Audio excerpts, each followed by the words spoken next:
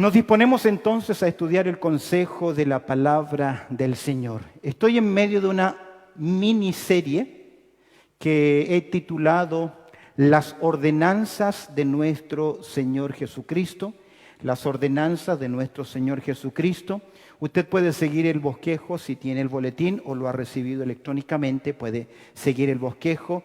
Las ordenanzas de nuestro Señor Jesucristo a la iglesia. Si bien es cierto, es practicado, estas ordenanzas o sacramentos le llaman algunos, estas ordenanzas, si bien es cierto, son dadas a los creyentes, que deben ser aplicadas, pero el principio de la práctica es dado a la iglesia, en este caso a la iglesia local. En nuestro estudio anterior, la semana pasada, donde teníamos, gracias al Señor, el testimonio público de algunas hermanas que dieron profesión pública o manifestaron esa unión con Cristo Jesús, tocábamos la primera parte de las ordenanzas que tiene que ver con bautizar, que es una evidencia externa de una realidad interna y que abre también la puerta a la comunión en la iglesia local. Hoy vamos a considerar juntos y vamos a estudiar la porción de Corintios, algunos pasajes más. Vamos a considerar la segunda ordenanza que nuestro Señor Jesucristo nos dejó como iglesia, la cena del Señor. Y vamos a estar considerando primero a los Corintios, así que te invito a que abras tu Biblia ahí. Vamos a mantenernos en esa porción, vamos a girar en torno a algunos versículos del capítulo 11, donde el apóstol Pablo tiene que corregir en la iglesia en Corinto la mala práctica de la cena del Señor. Y déjame decirte algo. El Señor Jesucristo, al enseñarnos ir y bautizar y hacer esto en memoria de mí, nos ha dejado una función. La función son dos ordenanzas, bautismos y cena del Señor, que toda iglesia debe practicar.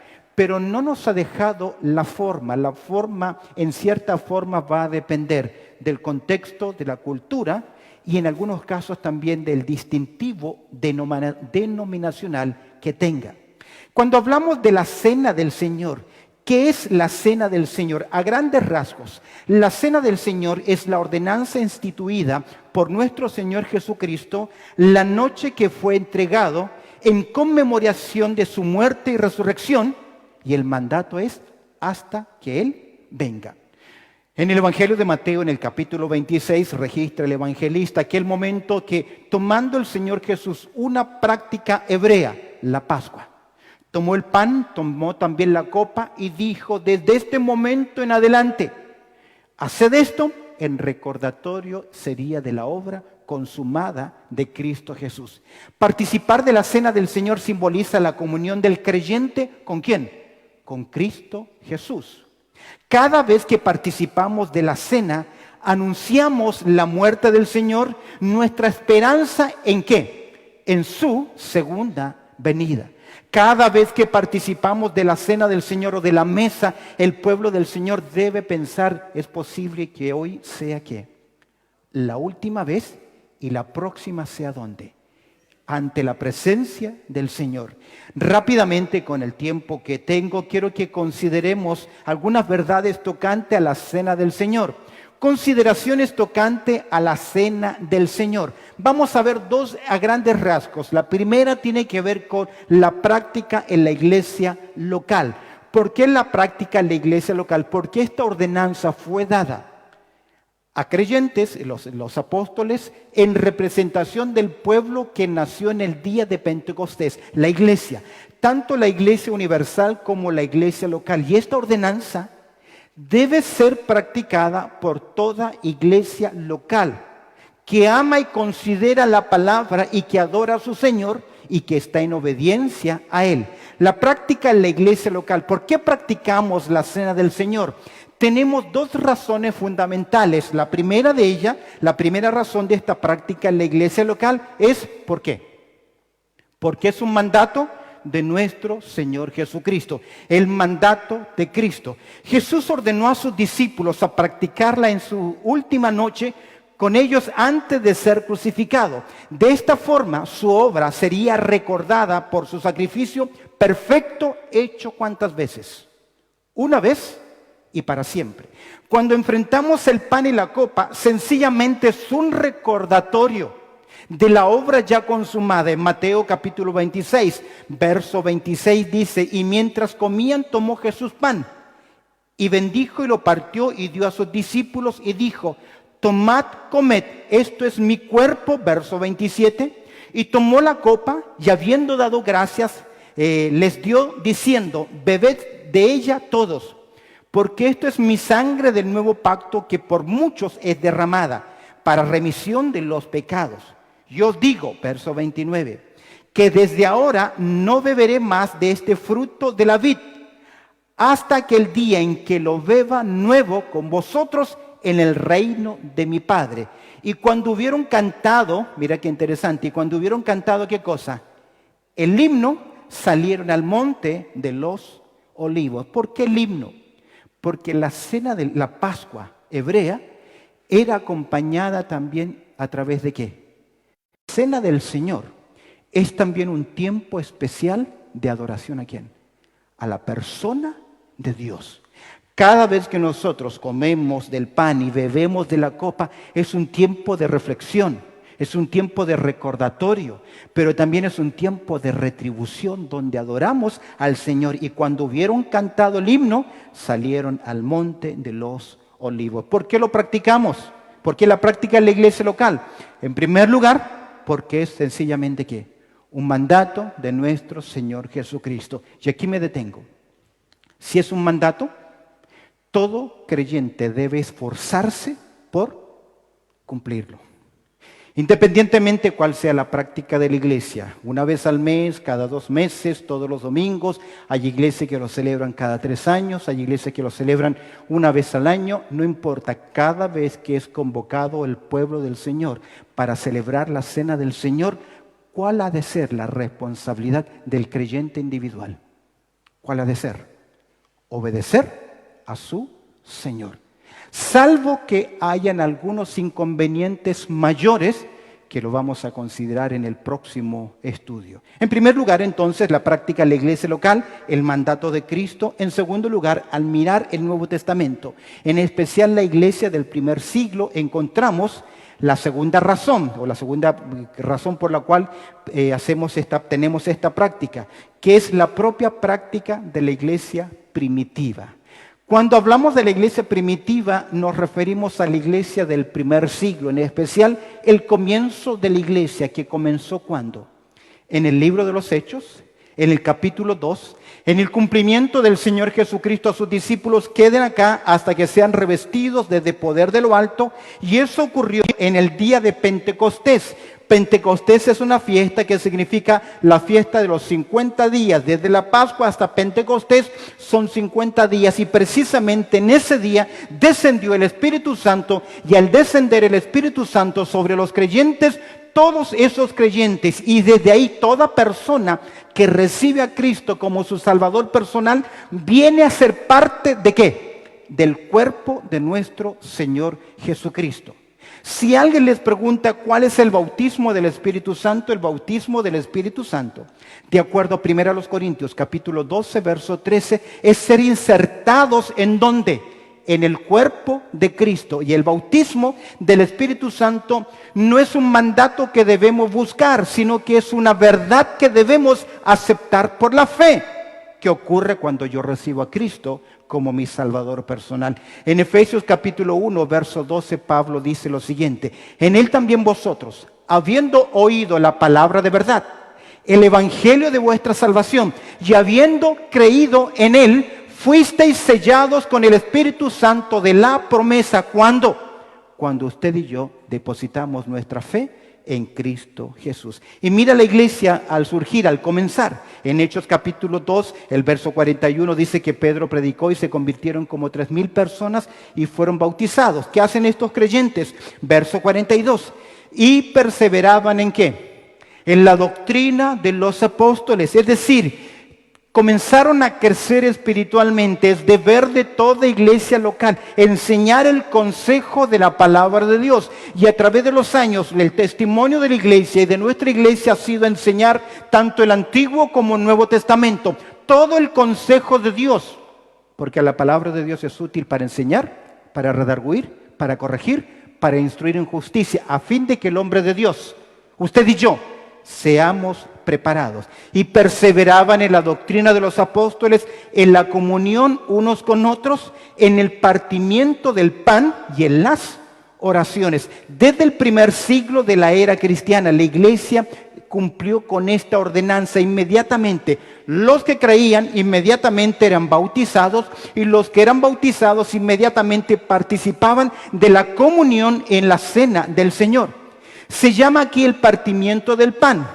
Esta ocurrió en el primer siglo, durante una comida donde estaban los creyentes y la iglesia reunida. Es interesante, al mirar el libro de los Hechos, han pasado algunos años, en el capítulo 20, observamos en el verso 7 que Pablo se reúne con los creyentes y dice en Troas, el primer día de la semana reunidos los discípulos, ¿para qué? Para partir el pan. El primer día de la semana equivale a nosotros el día domingo. ¿Por qué ese día? Porque es el día que se recuerda, ¿qué cosa? La resurrección de nuestro Señor Jesucristo. En el primer día de la semana, reunidos los discípulos para partir el pan, Pablo les enseñaba habiendo de salir al día siguiente y alargó el discurso ¿hasta dónde? Hasta la medianoche. Entre paréntesis, ahí va a ocurrir un incidente o un accidente. Un creyente se quedó, ¿qué? Dormido. Aquí tengo a dos dormidos, pero no se van a caer desde la ventana.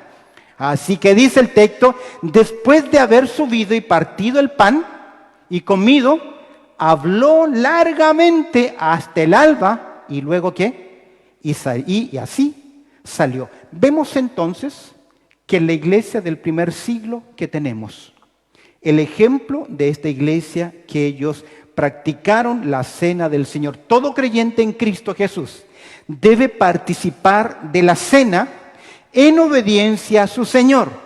Este fue, ¿qué cosa? El ejemplo desde el comienzo de la historia de la iglesia. Ahora, recuerda, el Señor nos dejó una función, no una forma en cómo hacerlo. ¿Estamos claros? En primer lugar, entonces, hemos considerado la práctica en la iglesia local, es el mandato de Cristo y fue la práctica de la iglesia del primer siglo. En segundo lugar, ¿cuál es el propósito de esta práctica? ¿Por qué lo hacemos? ¿Qué propósito tiene participar de la cena del Señor? Obviamente nosotros ya sabemos que es por obediencia, amén, que es un mandato del Señor. Y desobedecer este mandato, ¿qué sería entonces? ¿Pecado? Pecado. Ahora, pero ¿cuál es el propósito? Y este propósito quiero que lo gires conmigo en cuanto a lo que miramos. Mirar no por curiosidad, sino mirar por observación. Y quiero que al mirar el propósito de la cena del Señor, debemos hacer algunas miradas que son importantes. Una mirada con perspectiva o una mirada en introspección. En primer lugar, miramos nosotros al enfrentarnos al pan y la copa, miramos al pasado. ¿Por qué miramos al pasado? Porque el pan y la copa es un recordatorio del monte Calvario. Es un recordatorio de la crucifixión de nuestro Señor Jesucristo. Es un recordatorio de su obra consumada. Es por eso que la palabra del Señor nos enseña en 2 Corintios capítulo 5, verso 21, al que no conoció pecado. ¿Quién fue? No los escucho. ¿Quién fue? Nuestro Señor Jesucristo, santo, puro, sin mancha, testigo, fiel y verdadero, el Cordero inmolado, el Cordero perfecto, preparado, al que no conoció pecado, por nosotros lo hizo pecado. Esa expresión lo hizo pecado no significa que Jesús se convirtió en un pecador, sino que Jesús cargó sobre sus hombros ¿qué? El pecado de toda la humanidad. ¿Recuerdas Isaías 53? Y cargó sobre él el pecado de todos nosotros. Y él tomó nuestro lugar, fue adjudicado, imputado, tu pecado, mi pecado. ¿Qué pecado? De incredulidad. Mi pecado que me separa de Dios. Mi pecado que tiene una paga, porque la paga del pecado es muerte. Y la muerte es separación eterna. Cristo la cargó en la cruz. Al que no conoció pecado, por nosotros lo hizo pecado. Propósito, para que nosotros fuésemos hechos, ¿qué? Justicia de Dios en él. ¿Cuántos de ustedes son justos delante de Dios? ¿Es justo o no? Amén. No porque hacemos obras justas, sino porque se me atribuyó la obra de Cristo. Es por eso que cuando usted está frente al pan y frente a la copa, usted mira el pasado. ¿Y sabe lo que ve? Como dice el himnólogo, en la cruz, yo primero vi la luz. Y la mancha de mi alma yo la ve. Fue allí por la fe que vi a Jesús. Y en ese momento, cuando usted está frente al pan y la copa, debe mirar al pasado. Es por eso que el Señor Jesucristo tomó la copa y dijo, este es mi pacto, ¿en dónde? En mi sangre. ¿Por qué habla de pacto y por qué habla de sangre? Es porque en la antigüedad Dios selló un pacto con la nación de Israel y en ese pacto fue necesario derramar ¿qué cosa? Sangre, y aplicar esa sangre a la nación de Israel. De hecho, en Éxodo capítulo 24, verso 8, dice, entonces Moisés tomó la sangre y roció sobre el pueblo y dijo, he aquí la sangre del pacto que Jehová ha hecho con vosotros sobre todas estas cosas. Y al llegar al nuevo pacto, al llegar a la obra consumada, vemos en la cruz el pacto y la sangre derramada. La sangre preciosa de Cristo. Y cuando yo consumo y veo la copa, estoy diciendo, esa es la sangre preciosa que Cristo derramó por rescatar mi alma del infierno y darme la salvación eterna. Amén. Observa lo que dice Pedro. Primera de Pedro, capítulo 1, verso 18. Sabiendo que fuisteis, ¿qué? Rescatado. ¿Cómo lo sabemos? ¿Cómo lo sabemos? Porque entendemos, cuando recibimos a Cristo, entendemos que Dios nos amó y también nosotros que ahora le amamos a Él. Sabiendo que fuisteis rescatados, liberados de vuestra vana manera de vivir, la cual recibiste de vuestros padres. ¿Qué recibimos? Nuestra naturaleza pecaminosa. No con cosas corruptibles. Y mira que se mencionan dos materiales que son considerados como materiales que no se corroen, el oro y la plata. Verso 19, ¿cómo comienza? ¿Qué es ese sino? Por el contrario, si nosotros consideramos de tanto valor el oro y la plata, hay algo que tiene mucho más valor, sino con la sangre ¿qué? Preciosa. ¿Sabes que el término precioso acá significa que no podemos calcular su valor? Es invaluable. De hecho, nuestro Señor lo resumió así. ¿Qué pagará el hombre por su alma? ¿Hay precio alguno? Sino con la sangre preciosa de Cristo, como de un cordero sin mancha y sin contaminación. Por lo tanto, al participar de la cena del Señor, miramos al pasado. ¿Y qué vemos? Al Dios hecho hombre, aquel que murió por nosotros. Vemos en la cruz la obra consumada de Cristo Jesús, hecha ¿cuántas veces? ¿Cuántas veces? Una sola vez y para siempre. En Hebreos capítulo 10, verso 10 dice, y por ese sacrificio hizo perfecto para siempre a los santificados o a los apartados para Él. Primera mirada frente a los elementos, es una mirada al pasado y recordamos al Dios hombre la obra consumada. Pero al mirar al pasado no solamente fijamos nuestra mente en la cruz, no solamente fijamos nuestra mente en el Calvario, sino que debemos fijar nuestra mente en quién, en quien murió en la cruz, el que murió en el Calvario. Miramos la presencia de Cristo. ¿Por qué la presencia de Cristo? Quiero decirles algo, que cuando participamos de la cena del Señor, la mesa y la cena es del Señor y Él es el anfitrión. El pan y la copa que representan el cuerpo y la sangre de nuestro Señor Jesucristo. De hecho, cuando miramos en 1 Corintios capítulo 10, verso 21, y mira el concepto acá, que la presencia de Cristo, 1 Corintios 10, 21 dice, no podéis beber la copa de ¿quién? Del Señor y la copa de los demonios. No podéis participar de ¿qué cosa? De la mesa del Señor y de la mesa de los demonios. ¿Por qué la mesa del Señor? Porque Él está acá presente, representado a través del pan y a través de la copa. En Corintios capítulo 11, verso 20 dice, cuando pues os reunid vosotros, esto no es comer ¿qué cosa? la cena del Señor. Y a veces nos parece extraño, de mañana participando ¿de qué? De una cena. Porque para nosotros, coloquialmente, el término cena, ¿qué significa? ¿Almuerzo? ¿Desayuno? ¿Qué significa? Una comida a la tarde. A la tarde, esa es una cena. Pero entiéndase cena a la luz del Nuevo Testamento, ya que cena o cenar, más que solamente la acción de comer, significa tener comunión. ¿Por qué? ¿Recuerdas Apocalipsis capítulo 3, verso 20? He aquí yo estoy a la puerta y llamo. Si alguno ¿qué?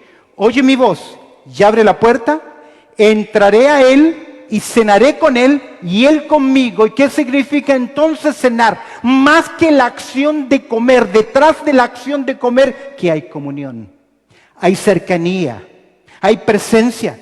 Es por eso que en la cena del Señor yo debo mirar el pasado, la obra consumada, pero a través del pan y la copa debo mirar al Señor, porque es de Él la cena, es de Él la obra, y debo recordar que este es un tiempo de comunión solemne con el Señor. Por eso que creo que es una falta cuando se imparten los elementos, que alguien esté conversando, hablando con la otra persona, porque es un momento solamente para concentrarnos y mirar a quién. La persona de Cristo Jesús. Ahora, esta comunión es participar en el cuerpo y la sangre de Cristo, ya que en 1 Corintios 10, versos 16 y 17 dice, la copa de bendición que bendecimos no es la comunión de la sangre de Cristo. El pan que partimos no es la comunión del cuerpo de Cristo. Siendo uno solo el pan, nosotros con ser muchos somos un cuerpo, pues todos participamos de aquel mismo pan. Comunión, comunión. Es por eso que nuestra primera mirada es hacia el pasado, nuestra segunda mirada es hacia la persona de Cristo Jesús. Debemos entender esto. De esta forma especial, a través de la cena, la presencia de Cristo está junto a nosotros y la podemos ver simbolizada. No se convierte, sino simbolizado a través del pan y a través de la copa, que representan ¿qué? Su cuerpo, su sangre, su obra consumada. Nuestra comunión interna espiritual se simboliza en la participación de estos elementos, siendo Cristo el anfitrión. Miramos al pasado, miramos la persona de Cristo, pero también hay una tercera mirada que debemos hacer cuando participamos de la cena del Señor. No solamente el pasado, a la presencia de Cristo, sino que también proyectamos nuestra mirada ¿hacia dónde? Hacia el futuro. ¿Por qué? Porque hay una mirada al porvenir. Miren Corintios capítulo 11, verso 26. Así pues, a modo de conclusión, luego de Pablo recordar lo que recibió del Señor, así pues, y de lo que significa el pan y la copa, así pues, todas las veces que comieres este pan y bebieres esta copa, ¿qué? Míralo, la muerte del Señor anunciáis, ¿qué? Hasta que Él venga. Porque si miramos al pasado, Él vino una vez. Se cumplieron sus promesas, se cumplieron las profecías, el tiempo de Dios se cumplió. Por lo tanto, si se cumplió en el pasado, ¿qué? ¿Hay garantía que se cumpla en el futuro? Amén. Y creemos, mis queridos, a la luz de todo nuestro escenario, de todo nuestro acontecer, que nuestro Señor Jesucristo viene muy pronto. Y cuando participamos, anunciamos la venida del Señor. Y esta es la gran esperanza de los creyentes, nuestra reunión con Él. Amén. Y cada vez que tenemos esta comunión acá, es solo un anticipo de esa comunión en el cielo. En 1 Tesalonicenses, capítulo 4, verso 17, en ese clásico capítulo, verso 13 al 18, que nos habla de aquel momento en que se encuentre la iglesia con Cristo, dice el verso 17, y luego nosotros, los que vivimos, Pablo en su generación creía que ya el Señor venía. Los que hayamos quedado, seremos ¿qué? ¿Qué dice el texto? Arrebatados juntamente con ellos en las nubes. ¿Para qué? Para recibir al Señor en el aire, y así estaremos siempre con el Señor. ¿Qué creía Pablo? ¿Qué creía la iglesia de Tesalónica? Que el Señor viene pronto. ¿Qué debe creer usted? Que el Señor viene. Amén. Cristo viene. Amén. Segunda Tesalonicenses capítulo 2, verso 1. pero con respecto a la venida de nuestro Señor Jesucristo. ¿Y qué más? Y nuestra reunión con Él. Queridos, no se dejen mover fácilmente. Os rogamos, hermanos. Al mirar hacia el futuro, estamos declarando, anunciando su pronta venida. Es por eso que les decía que cada vez que participamos del pan y la copa, recordamos la historia, pero también anticipamos el futuro, ya que usted y yo tenemos las arras de nuestra herencia. Y es interesante que nosotros hoy tenemos un anticipo en esto. Las arras de nuestra herencia, dice Efesios capítulo 1, verso 14, que es las arras de nuestra herencia hasta la redención de la posesión adquirida para alabanza de su gloria. Es decir, usted tiene el Espíritu Santo. ¿Amén? Y ese es un anticipo.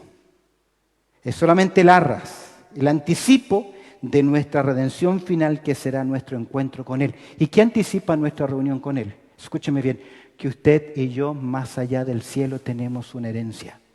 Que usted en el futuro va a recibir una herencia. Me encanta, Primera de Pedro, cito para ustedes el capítulo 1, verso 4, que dice, para una herencia. ¿Cómo es esta herencia? 4 calificativos. Que la tendremos en nuestra reunión con Él. ¿Cómo es nuestra herencia? En primer lugar, ¿cómo es?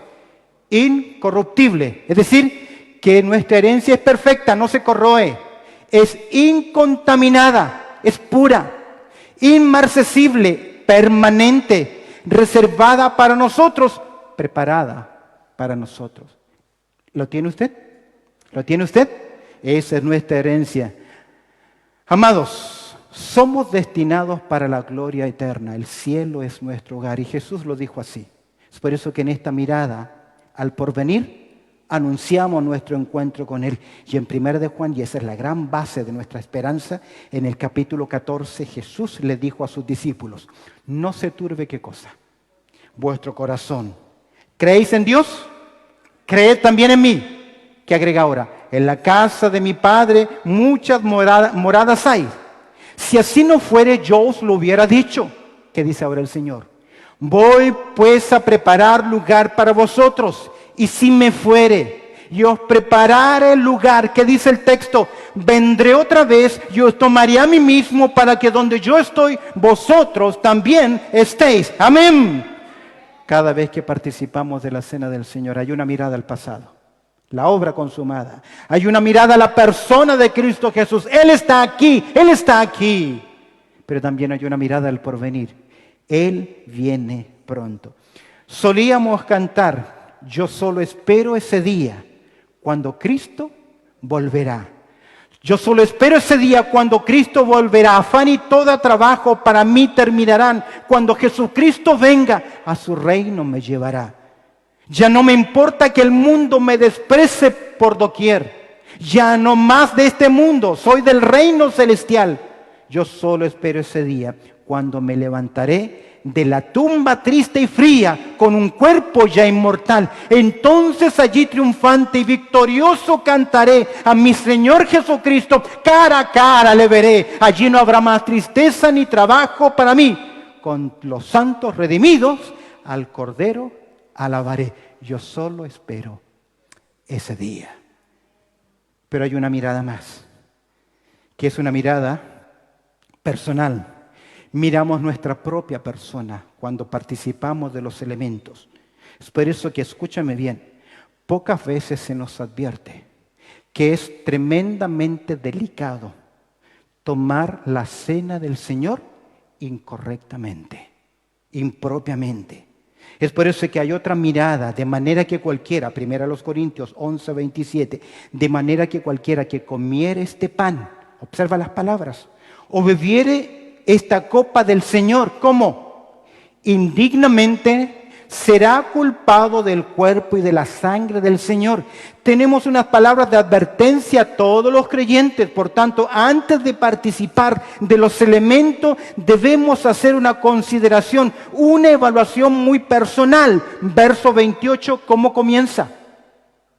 Por tanto. ¿Qué es ese por tanto? ¿Qué es ese por tanto? Primero se nos dio una advertencia. Por tanto, una aplicación muy práctica. Primero, antes de participar, ¿qué debe hacer? pruébese cada uno a sí mismo.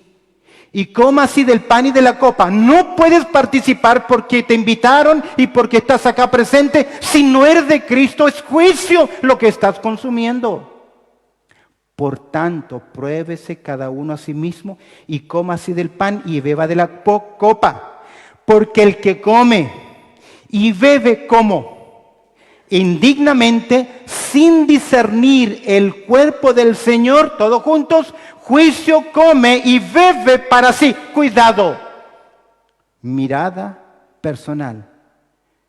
Esta es una mirada individual, personal, de consideración, un autoanálisis. Nadie puede participar de los símbolos sin hacer primero un análisis de su vida. ¿Cómo estoy delante de Dios? ¿Qué es la confesión de pecado? ¿Qué es confesar pecado? Porque suele ocurrir que como tenemos cena del Señor, justo antes cuando estamos orando, uno hace esta oración. Señor, te pido que me perdone mis pecados que yo he cometido para participar. Amén. Y creemos que eso es suficiente. ¿Qué es confesión? Sabemos que 1 de Juan capítulo 1, verso 9 dice que si confesamos nuestros pecados, Él es fiel y justo. Pero quiero que observes que la confesión de pecado no es la mera declaración de lo malo que has hecho. Cualquiera lo puede hacer, sin ningún cambio, sino la clara disposición de ¿qué? De cambiar. Quien encubre sus pecados, dice la Escritura, no prosperará. Mas el que los confiesa y se aparta, alcanza misericordia. Si yo ofendí a alguien, si yo dañé la imagen de alguien, si yo hablé de alguien, no es suficiente decir, Señor, te pido que me perdones. Usted debe apartarse de esa práctica y no volver a hacerlo. Y aún más en el Antiguo Testamento se enseñaba la ley de la restitución, que pocas veces lo hablamos. Segundo lugar, si hemos obrado mal con un hermano, tenemos el deber de buscar ¿qué cosa? La reconciliación. Ya usted sabe, viene la cena del Señor, arregle sus cuentas delante de Dios en sinceridad. Deja allí tu ofrenda y reconcíliate primero con tu hermano. Y por último, tenemos el deber de ¿qué? De perdonar. Como Dios también nos perdonó a nosotros. ¿Por qué esto es importante? Porque en esta mirada no solamente miramos el pasado, no solamente miramos el presente, no solamente miramos el porvenir, sino que también miramos nuestra propia persona y finalmente en la cena del Señor miramos también al personal. El personal es el pueblo de Dios. Porque así como tengo comunión espiritual con Cristo, a través del pan y la copa en adoración a Él, también tengo comunión ¿con quién? Con mi iglesia local. Es por eso que Pablo le dice en Corintios capítulo 11, verso 17. Pero al anunciaros esto que sigue, ¿qué les dice Pablo? No os alabo. ¿Por qué no los alabo? Porque no os congregáis, no os reunís para lo mejor, sino ¿para qué? Para lo peor. Observa qué ocurría. Pues en primer lugar, cuando os reunís como iglesia, y oigo que hay entre vosotros divisiones, y en parte lo creo, porque es preciso que entre vosotros hayan disensiones para que se haga manifiesto entre vosotros los que son aprobados. Cuando pues os reunís vosotros, esto no es la cena del Señor, porque al comer cada uno se adelanta al tomar su propia cena, y uno tiene hambre y otro se embriaga. Pues ¿qué? ¿No tenéis casa en que comáis y bebáis? Y mira lo que agrega. ¿O menospreciáis la iglesia de Dios y avergonzáis a los que no tienen nada? ¿Qué os diré? ¿Os alabaré? En esto no os alabo. Como era una cena que celebraban ellos y todos traían su comida, habían grupos que tenían mucho dinero y traían buenos ¿qué? Manjares. Había hermanos humildes que no tenían mucho para traer y sencillamente se miraban unos con otros, queridos. En este lugar, en la iglesia, aquí no hay distinción de que usted tiene estudios y a quien no lo tiene. Aquí no importa si usted tiene mucho dinero o tiene muy poco. Eso no sirve acá. Si usted camina como pavo real, agrandándose con ese orgullo, no tiene razón de hacerlo acá. Porque ante la iglesia, ante la cruz, ¿somos qué? Todos iguales. Y no importa si yo he estudiado mucho, poco, usted lleva muchos años en el Evangelio, ante la sombra de Cristo y frente a los elementos, somos un solo cuerpo en el Señor y nos debemos cuidar los unos a los otros. Miren, 1 de Juan capítulo 4, verso 20 dice, si alguno dice yo amo a Dios y aborrece a su hermano, ¿qué dice? Es mentiroso. Pues el que no ama a su hermano a quien ha visto, ¿cómo puede amar a Dios a quien no ha visto? Si usted pasa por sobre los demás, sus hermanos, sin saludar, sin mirar, usted no tiene comunión con el pueblo del Señor. Creo que es una falta, escúcheme bien, a un creyente se ausente del servicio dominical, a no ser por problemas de salud, ya que la orden de las Escrituras es no dejarnos de ¿qué? De congregarnos. Si no lo hacemos, estamos pecando. Si lo hacemos y no congregamos sin razón alguna, estamos pecando deliberadamente delante de Dios. Permíteme ser sincero en esto. La falta de gozo cristiano en la vida de muchos creyentes y la falta de vigor espiritual y su debilitamiento espiritual es porque no se están congregando.